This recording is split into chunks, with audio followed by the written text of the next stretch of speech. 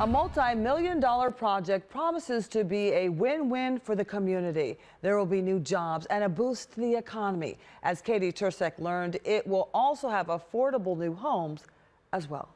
The development of this city, this small community, is great. A multi-million-dollar investment is underway in East Cleveland.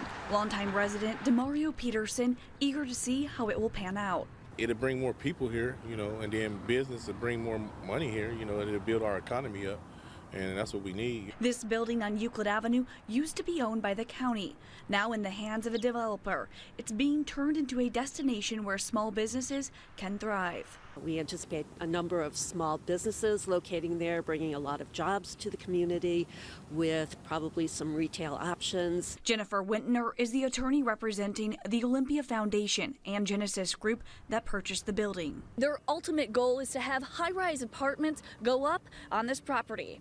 Up to 200 apartment units, which will be mixed income, but most will be very affordable. We anticipate having units that are the same quality as all the new construction going on throughout the community, starting with the University Circle, but at a much more affordable rent. All those in favor say aye. Aye.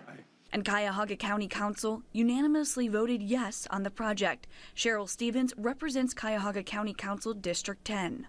It's the kind of project that brings not just community and economic development, but housing to the neighborhood, and more affordable housing in a quality condition is needed in East Cleveland. Instilling hope and giving this city an opportunity to grow and flourish. But I think it would help it a lot, probably especially get like a lot of this area booming. In East Cleveland, Katie Tursek, 19 News. Well, Whitner tells 19 News the sale on the property will close this spring. They plan on having tenants move in shortly after that. Now, your